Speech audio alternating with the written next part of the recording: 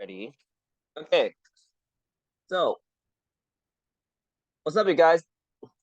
It's your boy Gabby Duga. Welcome to episode 3 of That Straight Up with Gabby Duga. Coming to you live from Glendale, California, the beautiful Glendale, California, on a Thursday,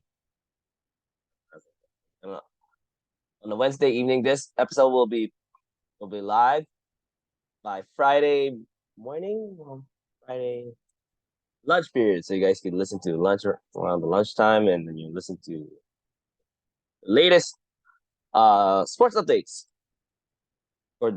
for this week. All right, so we're gonna quickly go to quick sports highlights. Of course, let's get into the scores so far. As you know, the women's FIFA World Cup is on, and during the group stage, USA draws against Netherlands, a score of 1-1. The games are gonna be going through tomorrow evening. Vietnam and Portugal at mid midnight, and in Australia and Nigeria at 3 a.m., followed by Argentina and South Africa at 5 in the evening tomorrow. That all the games of the Women's World Cup will be live on FS1. So if you guys have cable on FS1, you guys should come along. And if you know the history making game, as Philippines won against New Zealand, the score 1-0, with Serena Bolden scoring the game-winning goal on the first half on a header against the host country, New Zealand. And Japan moving on to the quarterfinal stage as they beat Costa Rica 2-0, and a draw between Switzerland and Norway with 0-0.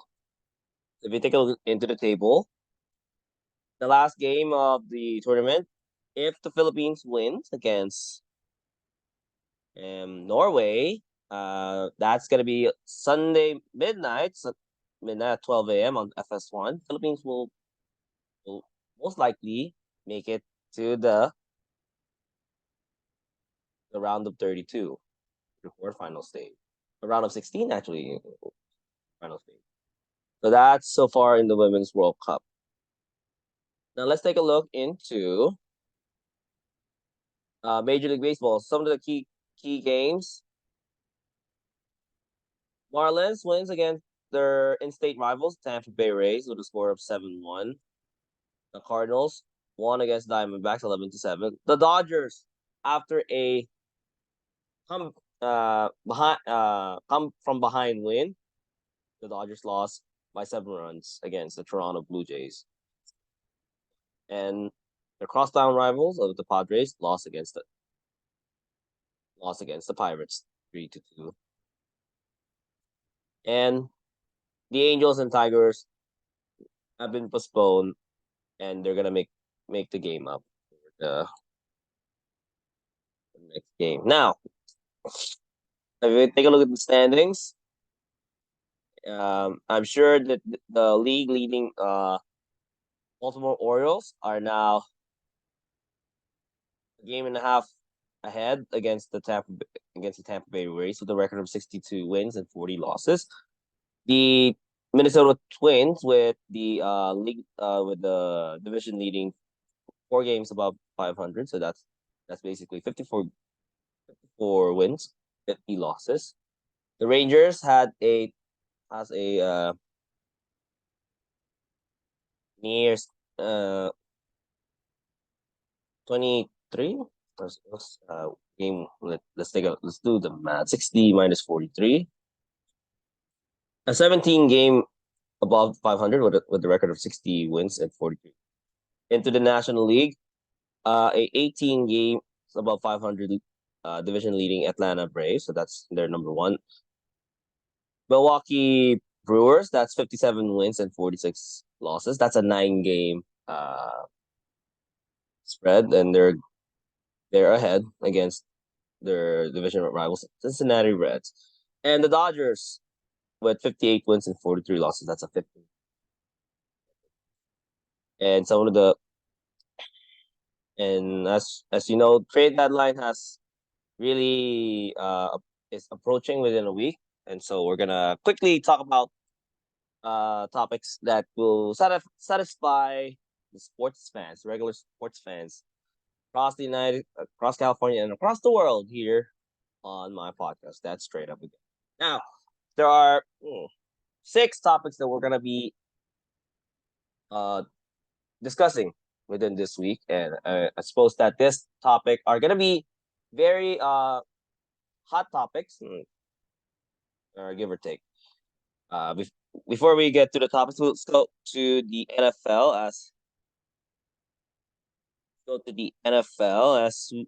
As you know, training camp is already underway, and the first game of the preseason is is the Hall of Fame game. It's gonna be on NBC. The Jets will play against the Cleveland Browns in Canton, Ohio. So that's gonna be preseason, and the training camp is it's on its way.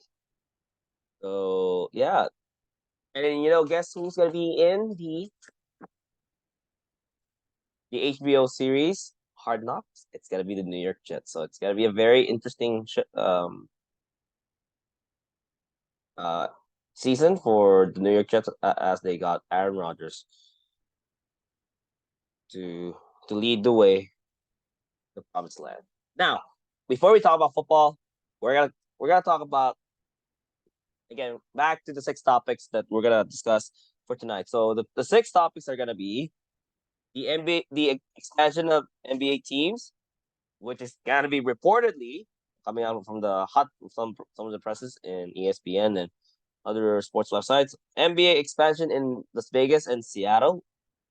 Shohei Ohtani. This is just actually a hot news coming out right off the press.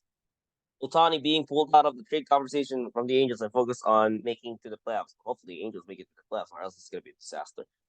Yankees, again, struggling, and not not surprising, but we're gonna take a look into the standings. And Draymond Green's beef with Jordan Poole's dad, so the dad is coming into that conversation between those 2 players who got into a fisticuffs from a year ago. Dan Snyder, Washington Commanders owner, no more.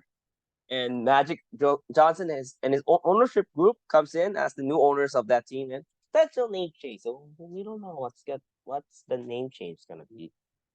And finally, the 2023 Women's FIFA World Cup. As I said on the Sports Update, the Philippines won their first game ever in their national federation, and also we're talking about USA women's soccer, and also more of the soccer topics too, with Messi, with Lionel Messi, with Busquets and Iniesta playing in the MLS. So that's gonna be a very, very interesting topic. If you guys tune in to the podcast today. So the first topic we're gonna be discussing in tonight's podcast is going to be the NBA expansion, the reported NBA expansion in Las Vegas and Seattle. Now, if you think about it, if you ask me the question, would the NBA expand 2 more teams out in the West with Seattle and Las Vegas? My answer to this question is Seattle makes sense. Vegas ain't the A makes sense. That was 10 years ago. I would say why Seattle makes sense. Those 10 years ago is because there used to be an NBA team in Seattle until it was taken away and moved to Oklahoma City, which was the Seattle Supersonics that became the Oklahoma City Thunder. So, in a sense, the topic of bringing back Seattle in the NBA fold is has been going on since Oklahoma City moved. or I mean, the old Supersonics moved to Oklahoma City to become the OKC Thunder that led with the young core at that time with KD, with Westbrook and James Harden, with Ibaka and Collison, Cephalosha, you name it, right? So that was then Vegas at that time. If you guys don't know, if you guys weren't born around the early 2000s, which I was watching NBA back home in the Philippines, Las Vegas used to have a NBA All Star sometime around 2007. That was a success, but that was under the leadership of David Stern. There were there have been conversations of Vegas being a viable destination for sports, but it wasn't like that. So if you ask me that question again, would Vegas make sense? I would tell you, I would have sent you to mental institution and said you ought to be crazy. Why Vegas? You know, not to say gambling is not gambling is bad, but there's something interesting to be in Vegas. But if you ask me now, I mean seriously now, right? Seattle and Vegas to be expanded, be part of the expansion team, I will tell you straight away, straight up, it does make sense. It pardon my French, okay? Those that are listening, younger viewers that are listening, it fucking makes sense. Okay, I tell you why it really fucking makes sense. Okay, I'm sorry for the younger listeners that are listening to the podcast. Throwing f bombs, but I'm trying to make this description clear. Think of it. When Las Vegas had their first professional sports team, bringing the Vegas Golden Knights in the fold, within the National Hockey League.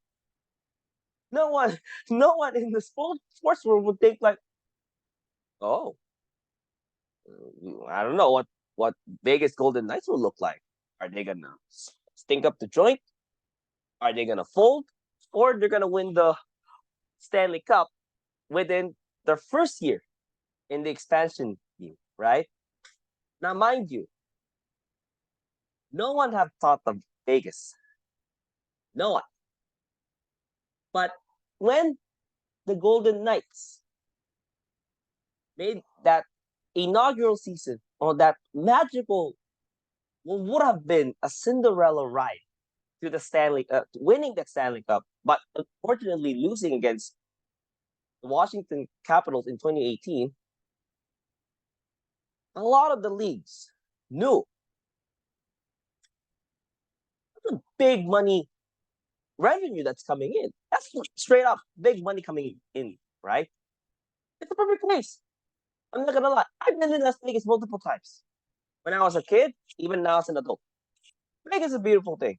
If you're a college kid, wherever you are in the United States, you wanna go fucking go to Las Vegas. You wanna go out there, party, enjoy the night, go to the strip, enjoy the concerts, Bruno Mars, you name it. Gambling if you want, right? Sports betting, right? Because of that success, that initial success of Vegas Golden Knights, taking to the Stanley Cup, it ring not alarm bells, but it ring cash. If Randy Moss would say, straight cash, homie. That was the initial point, right? And it does make sense. It really does make sense to have a professional sports team in Vegas. What followed was, after the Vegas Golden Knights making a that successful run, what used to be the San Antonio Silver Stars, eventually relocating in Vegas. That became the Las Vegas Aces. I think, yes, Las Vegas Aces. That's in WNBA. Now, they didn't have the similar, what would have been the similar, you know, Cinderella ride in their first year as a, you know, relocating team, but there was the there was that little there was already a foundation built in, right? There was a foundation built in. The other leagues were following the track. NHL already started it. WNBA followed suit. And to think about it, if you're, say, a professional athlete, would you want to go to Vegas? Heck yeah, you want to go to Vegas. You wanted to enjoy the nightlife. You want to enjoy. I would assume if you love party life, the club life. Anyways, I want you guys to be careful going out. But these two teams from different leagues, they were the beginning building blocks, right? And to think of it,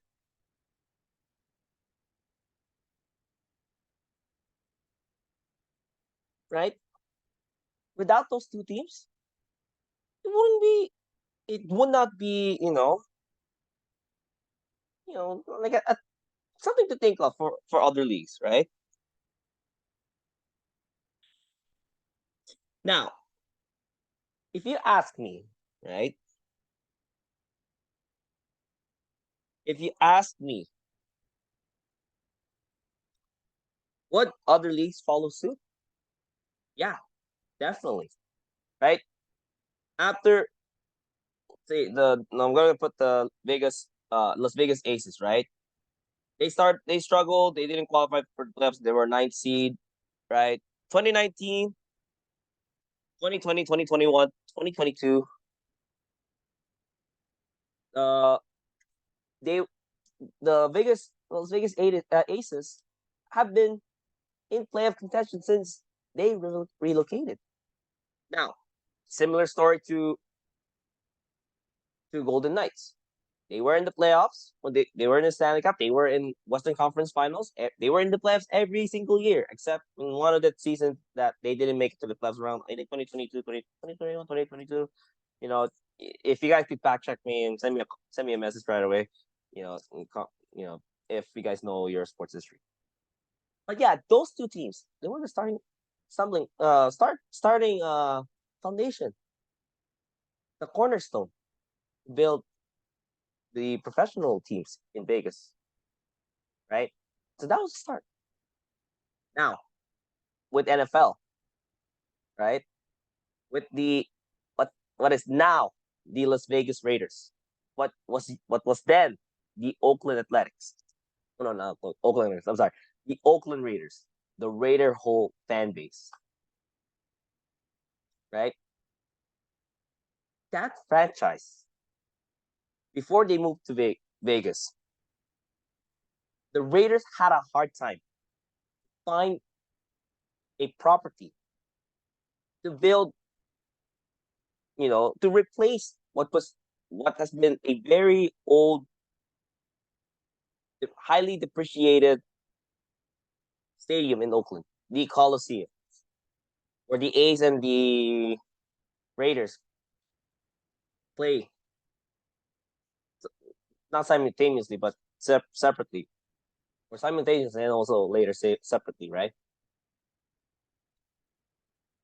If you were the Raiders fan, they were Oakland fans were very loyal to the Raiders, super loyal to the point where they didn't want to move. They would really wanted to stay in Oakland.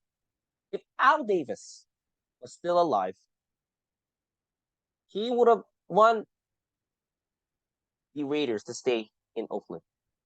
But with the local politics in Oakland not granting them the land, across the the 680 freeway, off that old Navy Pier, the hands were tied. And on top of it too, the Raiders were already since 2000 or since the 2010s. They've been somewhat consistent and inconsistent of a team, right? To think about it, if you're a, if you're the Raiders fan, obviously you don't want to leave what what has been the team in in Oakland, California for for more than 50 years. To move to Oakland, to move to Las Vegas, not only it was a pain for many Raider fans, but in a sense, this was a new beginning, right? For Vegas. Now that stadium off the 15th freeway, the Allegiant Stadium, massive, beautiful stadium. It's like you're in a massive cathedral. Not really to compare with our football stadium in Inglewood with SoFi, but it's a giant cathedral. And when that, I mean, the pandemic really hampered that opening until they waited until 2021. But in a sense, when Oakland Raider fans, and I assume and presume, Raiders fans were very happy, mostly happy that they they're happy with the new stadium. Granted, if you're in LA and you're a Raider fan, the old classic LA Raider fan, that's a fun 5 hour drive up to Vegas and then another 5 hour drive down back, or just an hour and a half flight to Vegas.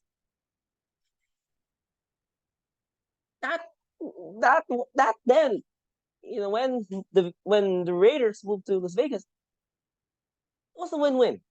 I'm not going to lie, because now there's a proper place to tailgate, to enjoy the game, and also to be at the same time, the Raiders fans in Las Vegas, you're building a new fan base in Las Vegas, right?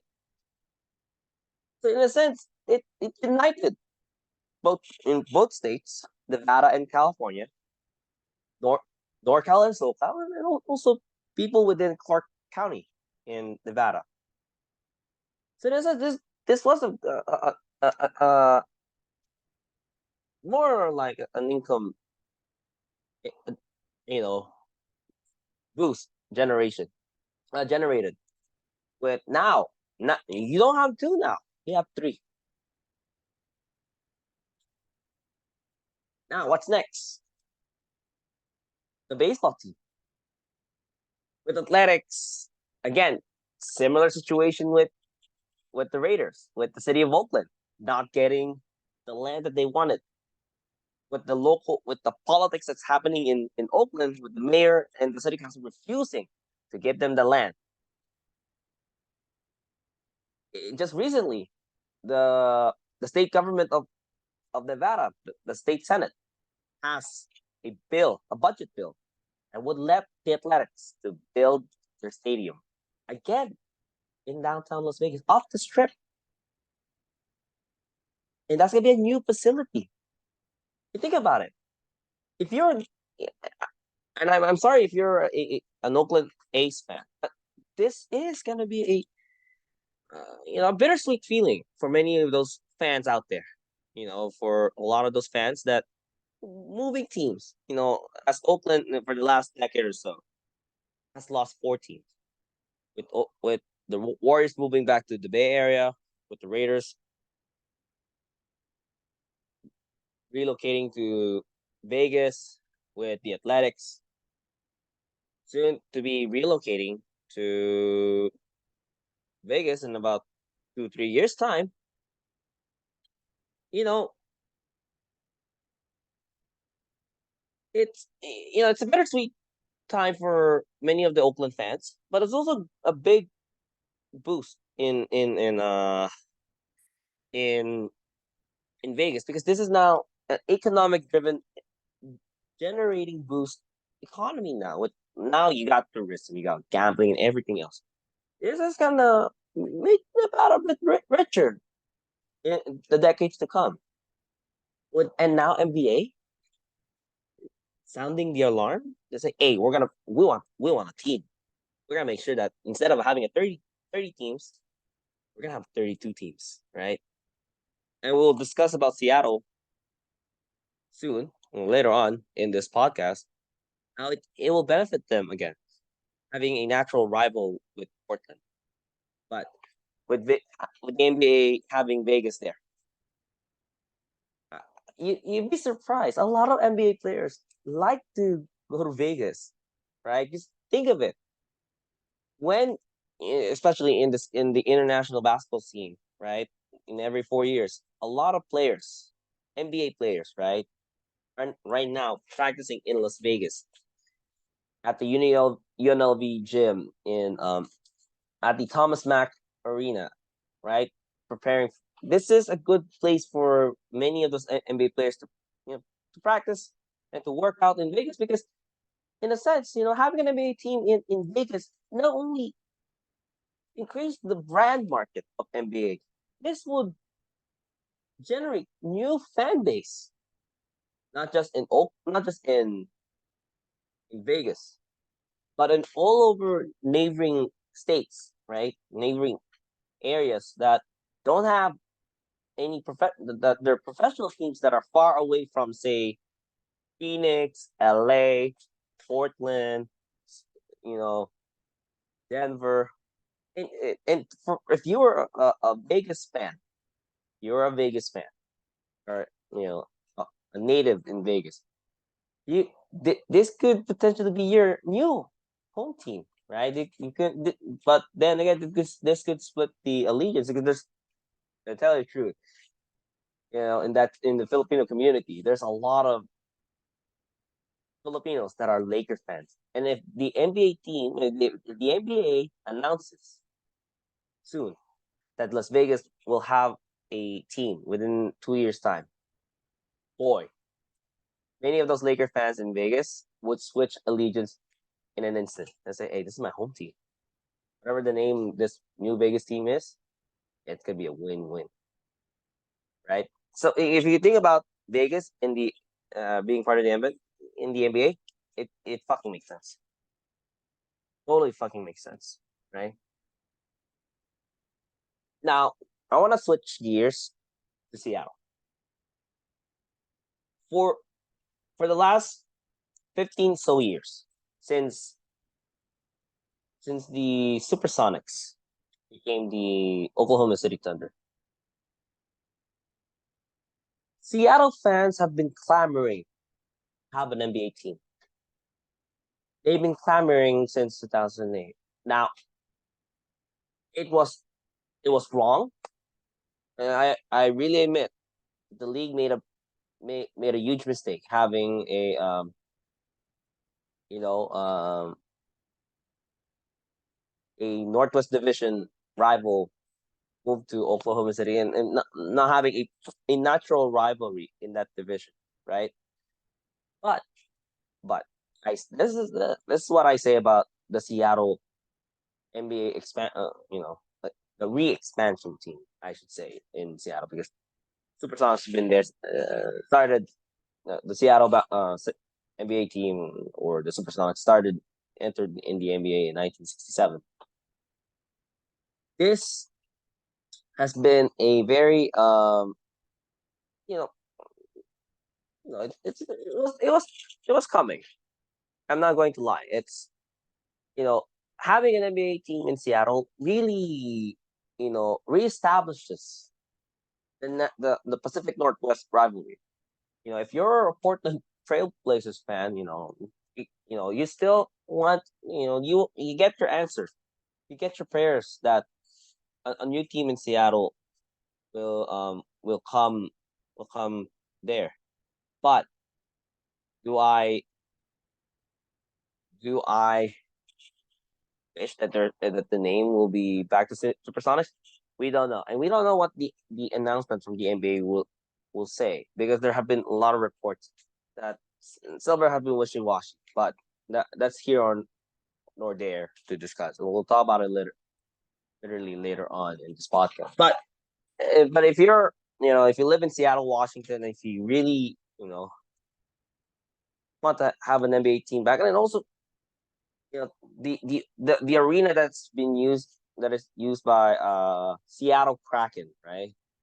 The Climate Pledge Arena, what used to be the Key Arena, has been renovated, it's been modernized, and may have been expanded new more seats to accommodate the hockey in hockey standards. This is gonna be a game changer now with Seattle and Vegas. This will make NBA more popular, not just in the United States, in Canada, but even more around the world because they know that Seattle is back. Seattle is again in serious business in basketball. Now all the teams that had rivalries with Seattle will be like, oh, this they mean business now, right? So again, there's gonna be more players that are gonna be getting drafted in the NBA.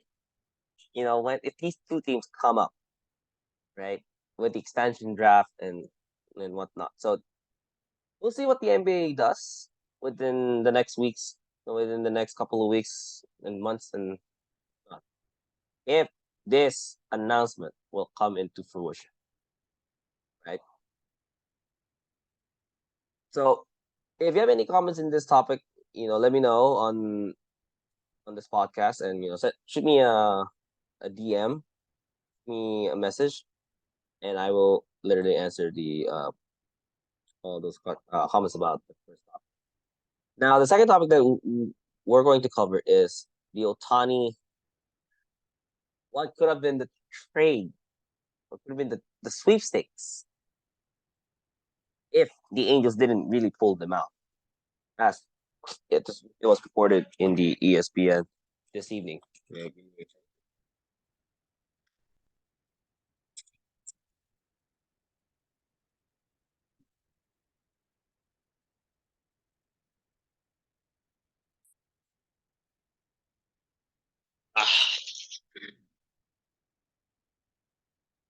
Now,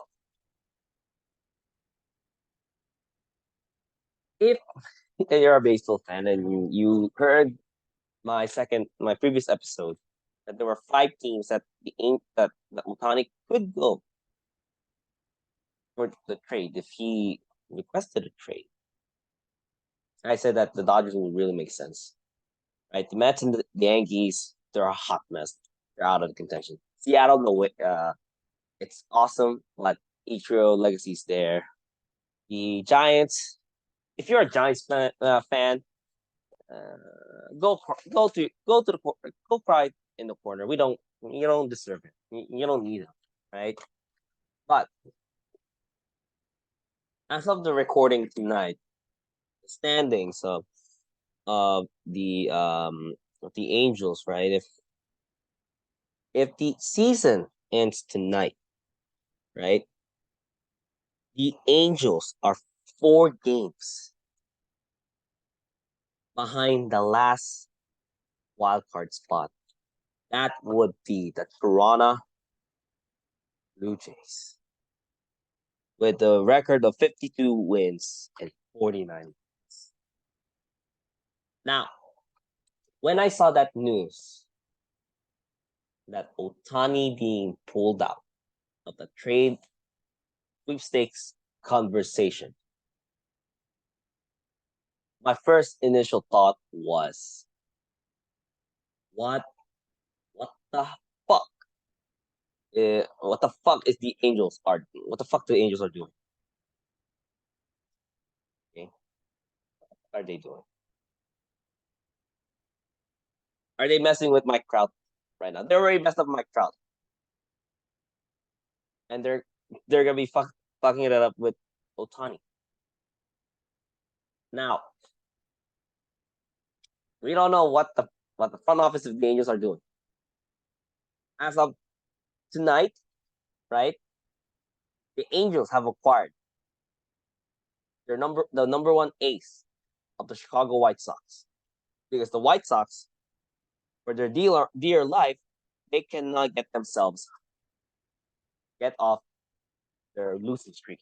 In fact, they're fire selling all their young talents with get as they traded away Lucas Giolotto for a bag of cookies to the Angels. Now, having a 1-2 combination with Giolotto and Ohtani, could they make it to the playoffs? IDK. Do we know the ETA that they're gonna make it to the last spot of the wild card? We don't even fucking know. Now, say that Giolotto gets hot, gets the momentum. Do they bring back the players that the Angels, those players from the Angels that had been injured for a while? We don't know. Rendon have been injured since 4th of July. I don't know how long he has stayed in the injured list. I don't know how many players are in the IL. It's never been guaranteed, right? And being the trade deadline being close to August 1st, August 1st is about shit 5 days. I mean 6 days. Shit. And we don't know what what the last month and a half season would look like, right? Do we know percent certain that Ohtani will get his home runs, his base hits, his runs, and his runs batted in. He'll get his strikeouts, his whip, or his lower his earn run average. Trout, same thing. Flashy plays, home runs, stolen bases, you name it.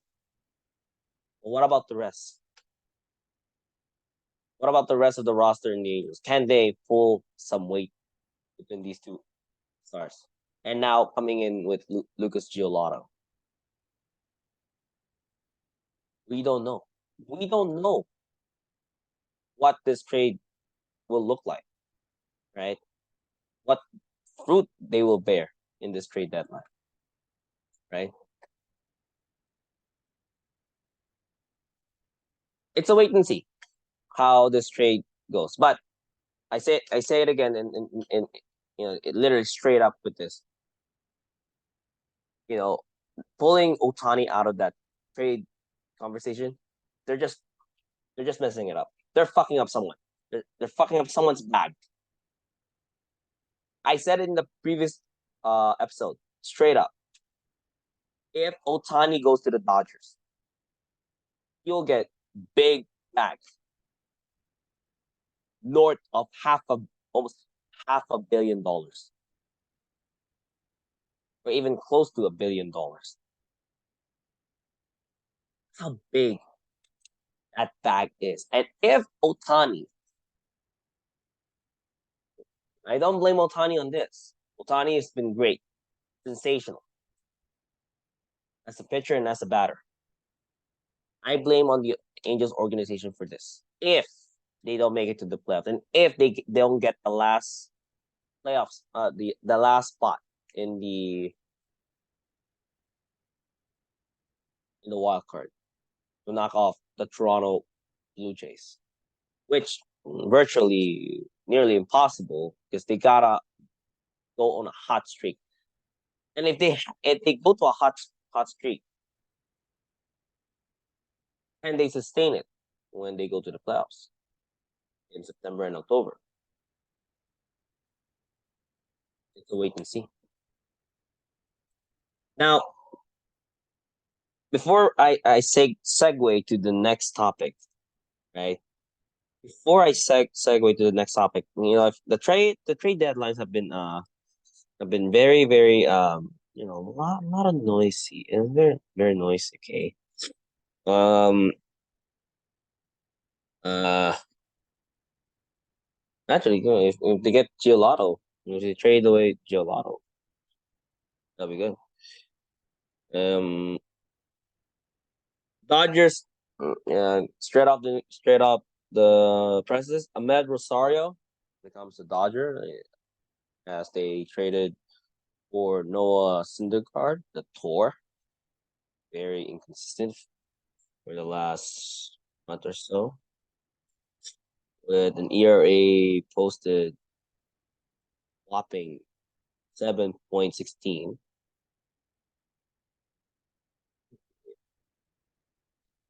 Dodgers are in need of another arm so that they can protect Urias and Kershaw.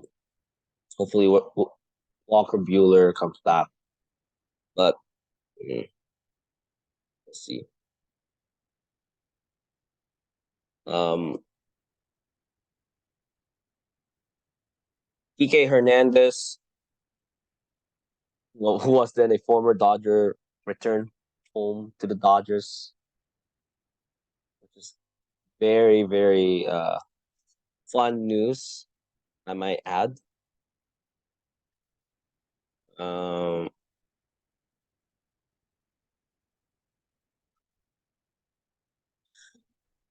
so it hasn't really changed. I'm not really surprised that they brought back PK Hernandez.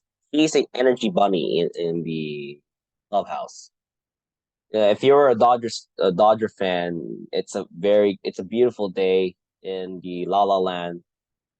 Because Kike Hernandez is a utility man. He can play any position in the outfield, any position in the infield, in exception to first base. He can swing for power. He can swing for contact. Reliable to get runs. He can he can steal bases. Very consistent player. Since he came up to the majors almost 10 years ago. So Kike Hernandez, again, bringing him back is a welcome addition for the Dodgers as they make hopefully they make a long run to the World Series. Hopefully, to extend to ensure the legacy of their ace, Clayton Kershaw. Man, that's a lot of topics to talk about. I'm not gonna lie. This is very exciting. You news that are coming out of the sport. Although it's gonna be July, or almost end of July, on the way to August. So football season's coming up, NFL and college football coming up, and NBA basketball season's coming up too. So that's gonna be a very very fun 4 months towards the end of the year, and then the beginning of the first 6 months of the year. I'm not a Yankees fan, but I want to talk about the Yankees, quote unquote struggle. Now, do I know? Do I know the struggles of the Yankees?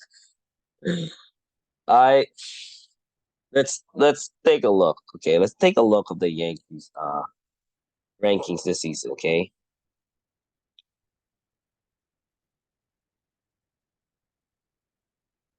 now if you're a New Yorker, right, right, and uh, I mean, geez, let's start with the record. The American League East, I would say, this is a division that's comparable to the NFC East, right? With the teams fighting a chance to make it to the playoffs. You want to guess who goes number one in the AL East? I want you get to guess it for the next 10 seconds.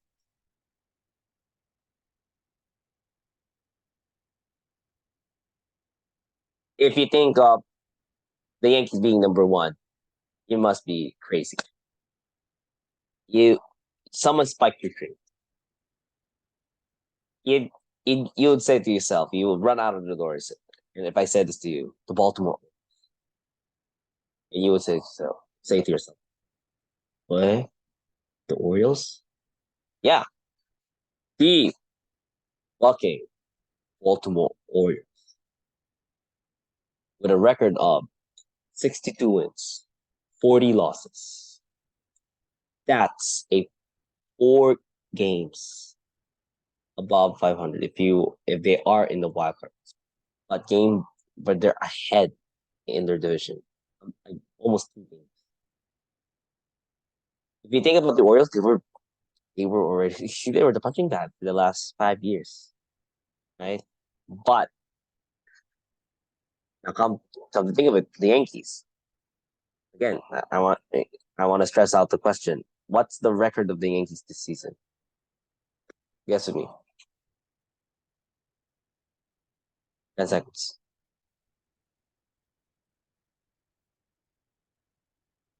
You'd be surprised. You would say, are they around 33 wins, 46 losses? No. They're not like in the 1970s where Billy Martin was the manager. You'd be surprised. They have a good winning record of 54 wins, 48 losses. That, if you think about it in a percentage, that is a 52.9%. That's 53% of the games that they have won. You're probably asking, Abby, what on earth are you asking this question about the Yankees? They don't struggle right now. They're not struggling. They're doing okay. But then again, I ask you the question. Take a look into the last 10 games. What has been their record? They have been a mediocre 500 team for the last 10 games. 5 wins, 5 losses. They have their first win. What you do now? Let's take a look at the run differential. The Yankees have run scored 446 runs scored, but runs allowed by the Yankees have been 430. That is a measly 11 runs. That's an 11 run difference. Now, as opposed to the Tampa Bay Rays, who have been in a bit of a losing streak, they have a whopping 141 runs, 141 run difference. That's second to to to the league leading Texas Rangers. And if to compare that to the Rangers, that is a stunning 146 run up. So they have been a very mediocre team from the beginning of the season till now. Now, do we know the reason? One, it could come from injuries. Aaron Judge have been hurt for a while. You don't know the status of Aaron Judge, right? On top of it too, we don't know if he's gonna come back, right? You don't know what's gonna be the status of Aaron Judge. Now, if you take a look at the roster as a whole, it's been a down year for the Yankees. It's been a struggling year. Aaron Judge with 19 home runs, but he would bomb around 30, 40 last year. Career high of some north of 50 home runs. Now he has 19. That is a massive drop of home runs, right? Anthony Volpe, not bad as a rookie shortstop, 13. 13 runs, right? Now,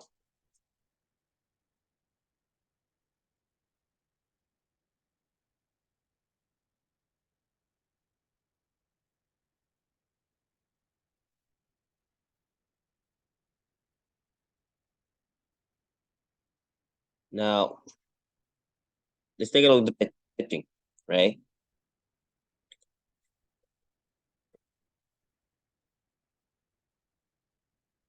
Let's take a look more. Actually, want to take a look more into hitting. Rizzo, LeMahieu, Volpe. Been a it's been a very lackluster year. Okay, it's been a lackluster year. Runs batted in. No one has hit 50 runs batted in. Gleyber Torres has been been leading, right? Right. The most concerning thing in the Yankees is the strikeout. Volpe being the rookie, that's fine. He's a rookie. But for the players like Rizzo, LeMahieu, Judge, yeah, it's a very concerning number, right? Rizzo with 331 OBP or on the base percentage, slugging percentage. Gleyber Torres been leading. It's a very lackluster team. I'm not gonna lie. If the Yankees cannot flip the switch right away, they're fucking gone. They're not gonna make it to the playoffs, right? They're gonna be you know laughing stock. If you take a look at the pitching so far, uh, Garrett Cole with 9 wins, Clark Schmidt with 6. The ERA is gonna be an interesting one.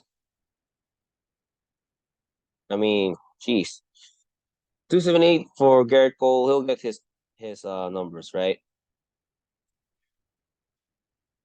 The OPS on base plus slugging the Yankees ranked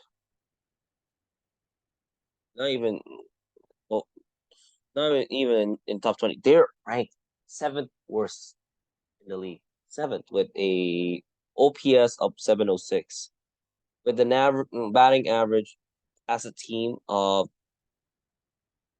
wow a disastrous 230. So that means that's less than one and less than like 2.5 bats play appearances. It's no wonder that a lot of Yankee. If you're a Yankee fan, no wonder that there might be some calls of firing Aaron Boone. And if you're the Yankees fan, I'm sure you want to get rid of Brian fucking Cashman. I'm not gonna lie. Cashman hasn't given the Yankees what it needed, a championship. Go back to the 90s. They've been consistent to win championships up until the new century.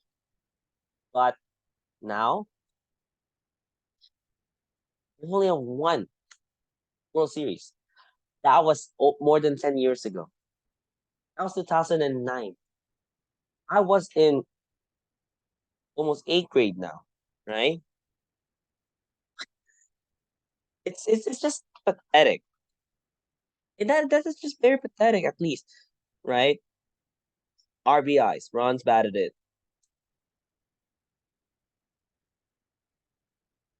They're they're the 10th worst teams in the league with 428 runs batted in. So it shows you the weakness of the Yankees. Now, if you ask me this question, would the Yankees make a playoff run? Absolutely not. With that record, 54 wins and 48 losses, they're what? Well, how many games are they behind how many games are they behind the final wild card spot?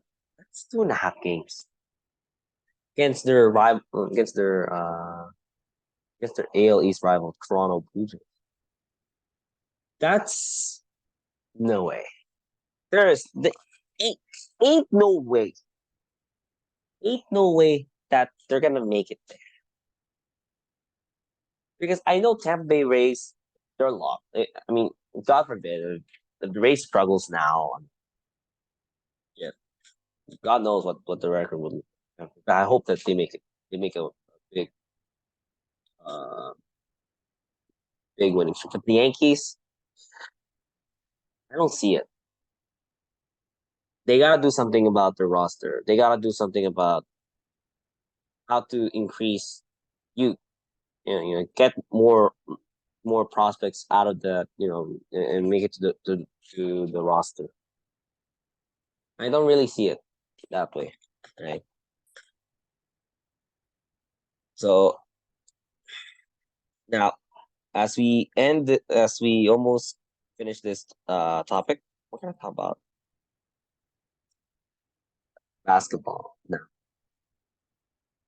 we're in the holy grail discussion. If you're a Warriors fan, it's gonna be fun. It's gonna be a very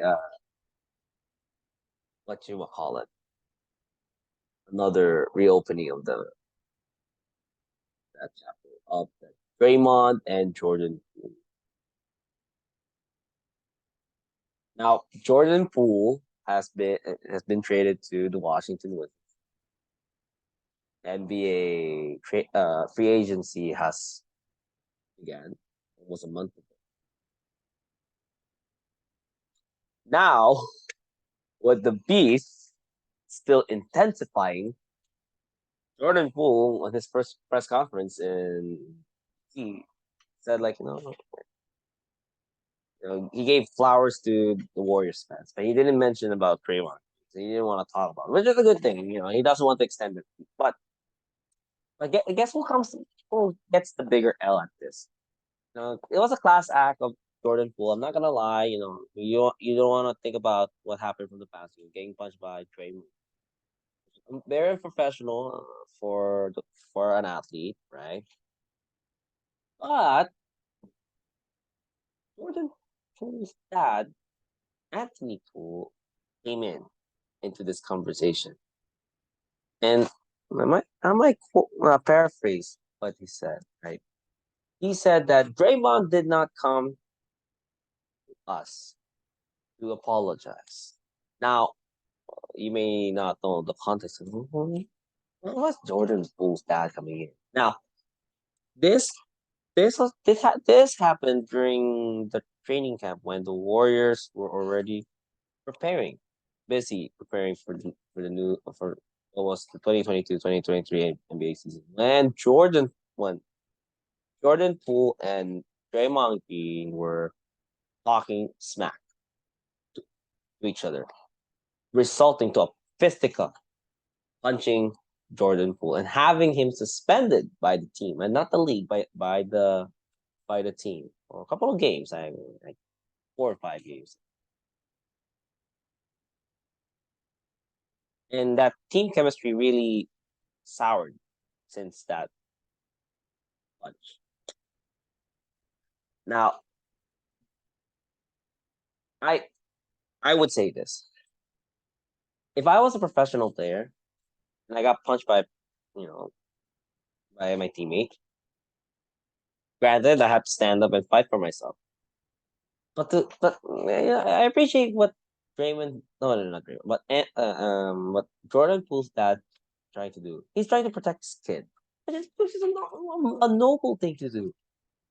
But to air it out on the social media like that,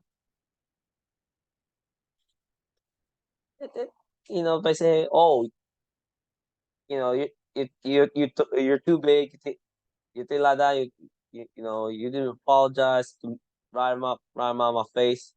And Draymond discussing it on the podcast. I find this very not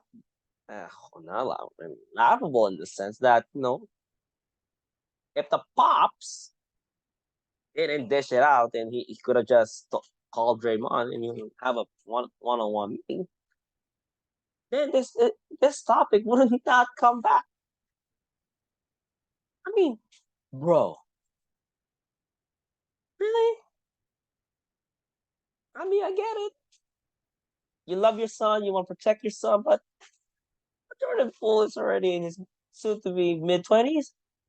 I mean, he had to defend himself. He had to protect himself. He had to defend himself. He had to defend his honor, man. You can't have daddy come into his ass and say, "Daddy, please protect me. Please come and help me. A bully said something bad about it." I mean, get it. I mean, if I was a parent, I would have to protect my child. But to come to that, eh, dish it out on the social media, and now Draymond discussing about it, makes makes Jordan Poole less of a man. Not gonna lie, right? Great player, but he makes himself less of a man because he cannot defend himself.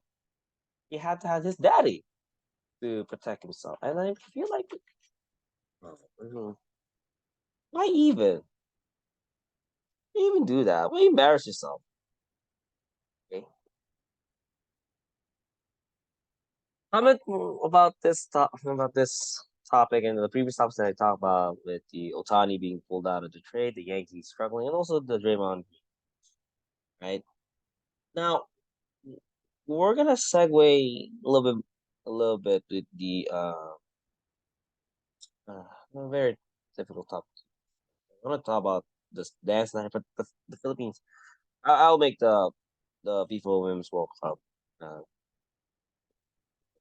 but I want to talk about Dan Snyder, Washington Commanders owner, no more.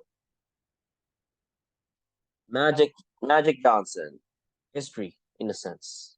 He becomes the first black owner to own an NFL team. That's a big deal. Although it's not a majority ownership, it's a group. He gets a minority stake of it, but that's actually a big deal, right? Because now, if you're not aware of Commanders, what used to be the Washington football team, what used to be that name, Washington Redskins for the last 80 years. Washington now, Washington Commanders have been problematic for the last almost 5 years.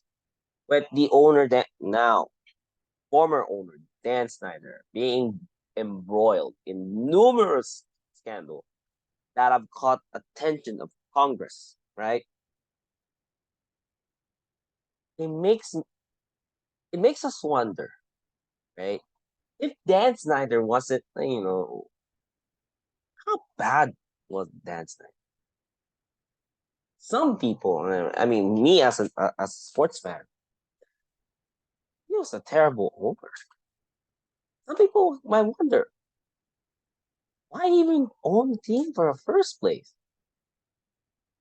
Now, granted, the then Redskins football team, and now they've been. I do not want to say mediocre. Mediocre makes them. They have been a disastrous of an organization. But the worst, I can still remember this vividly. Reading in the newspaper, having the worst signing in free agency more than a decade ago, with Albert Ainsworth, who has been retired for many years. It makes me wonder, how the hell did Washington Commanders fuck it up? This used to be a a heritage franchise. Then Washington Reds Redskins. Now Washington Commanders. They were a heritage franchise in the same words with the Dallas Cowboys, with the New York Giants, with now England, Miami Dolphins, and New York Jets. It begs the question. Now, will the old luster of the Commanders bring back with Magic Johnson and his ownership group? I I have a lot of hopes in it as as a part owner of the LA Dodgers. He has Magic Johnson and his ownership group has brought big names in the Dodgers, brought them to World Series after what would have been an eternity of 40 years of not having the Dodgers win. Right? Can he replicate in DC or they're playing in Maryland? Hopefully, but the new ownership group says that now that we taken over the team, they're going to have a name change. Now, if you're a Commanders fan, like, would you be excited with this name change? We don't know, and I assume that you don't know. Well, if you're a Commanders fan, that is a very exciting news to see. That that Magic Johnson is now your owner, and now there's going to be new people coming in the organization. That's a massive change, right? And whoever the whoever the head coach there, and whoever the players that are going to be playing there, that's gonna be a big, big new. There's gonna be opportunities that will come for Washington Commanders with the new ownership group. They'll be more in tune to the needs of the players, particularly what would be the dilapidated FedEx Field, because that stadium needs a lot of fixing to do in either renovation or purchasing a new land in order to build a new stadium. But it's a wait and see, because this is gonna be the first rodeo ride for Magic Johnson as the new owner, part co-owner of the Washington Commanders with his ownership of the Washington Commanders. Lastly, in this third episode of That Straight Up, Philippines women's national team FIFA World Cup campaign in Australia and New Zealand. As a Filipino living in the United States, I am very, very, very proud, immensely proud of my kababayan that are playing in New Zealand right now for the Women's World Cup. When they had their first game in New Zealand, I think in Dunedin. Let me check the stats. I don't know where they played, but uh,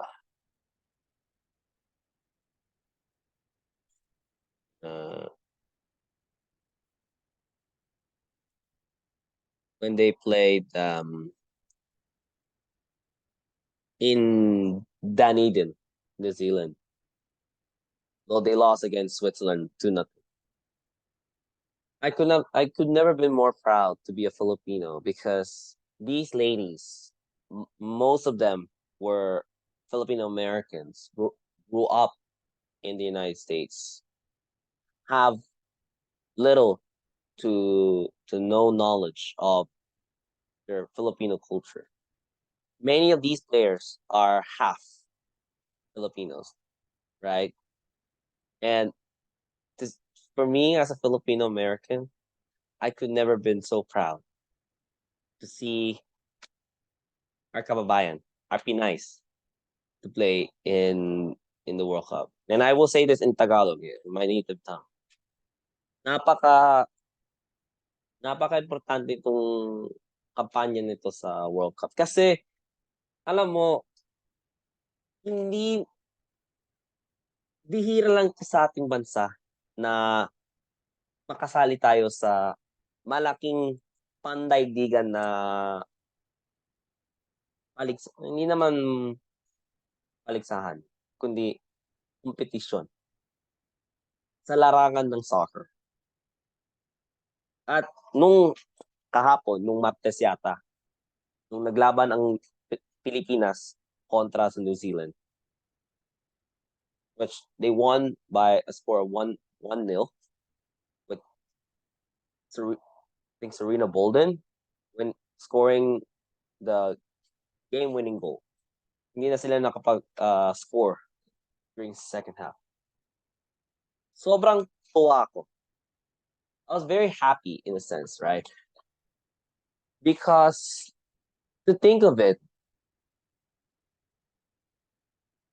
ang laro nito, hindi, obviously, if you're Filipino and Filipino American living in the United States, soccer is not really our our sport, our nation's pastime. Talagang basketball.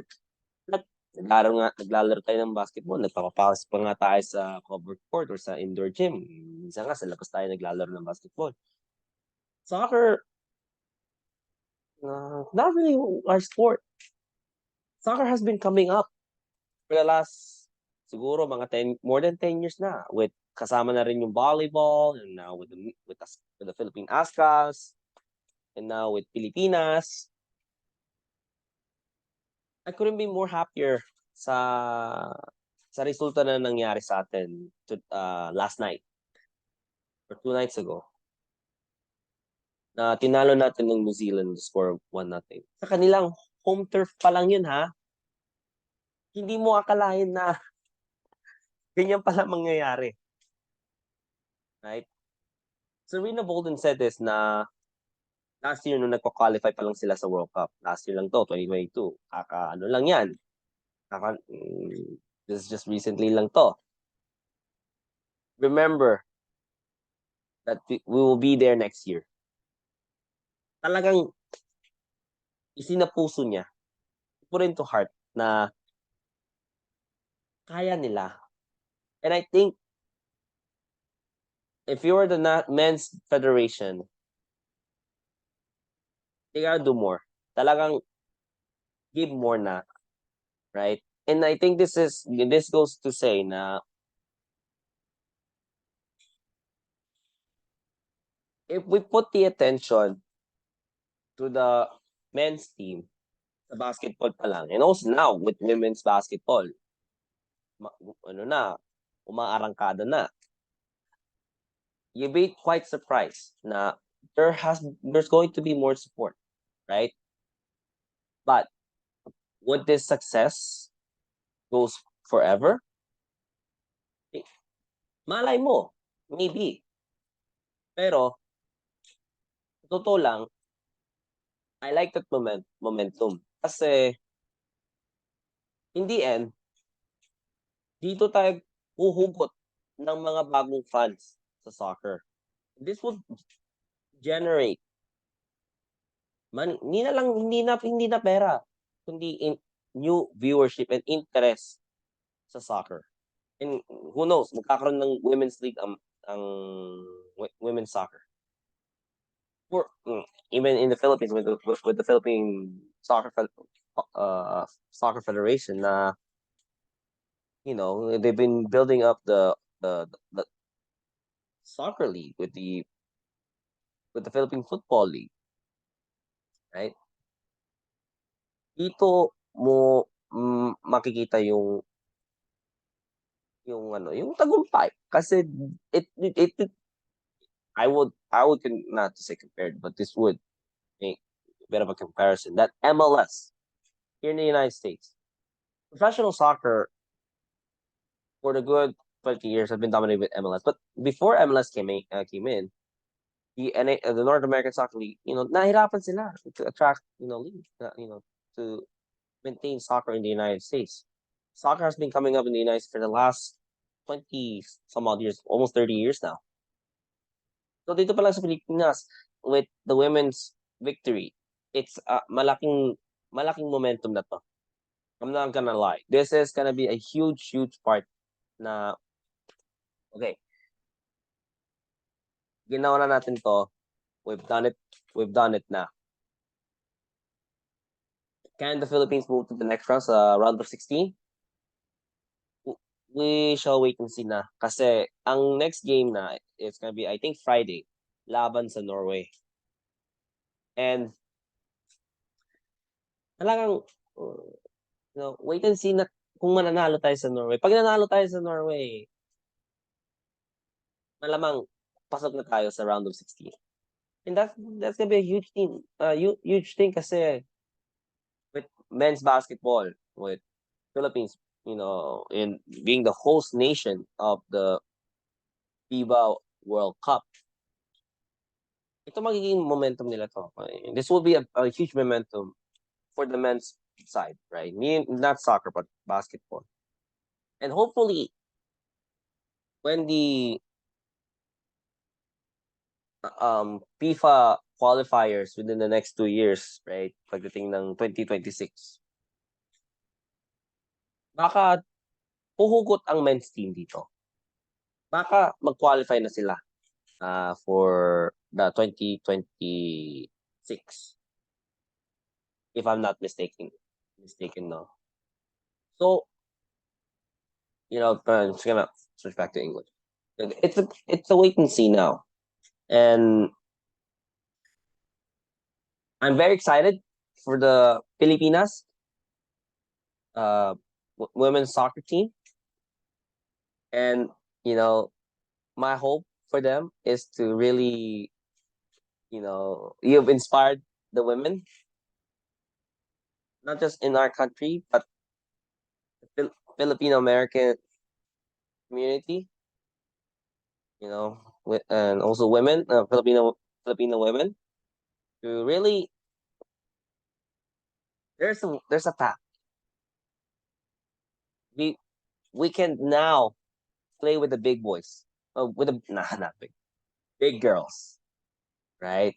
Like USA, Japan, Mexico, for perhaps England, France, and Brazil. So, but we should take the game step by step, and then see where our future lies with the women's team. Now the men should get the hugot, or get the inspiration from the different sports. Also other sports federations in the Philippines, make it bigger, and attract more. So yeah, that was it. Wow, this has been a long episode. 6 topics. Woo! As we say in Tagalog, haba, no? Mag-isa lang, doing it by myself. But thank you for really listening to you guys, listening for this podcast. This is the third episode. I I'll keep working hard to bring more fresh content in sports and all that stuff. There's going to be some plans, hopefully soon. With how is this podcast gonna come along? So wait and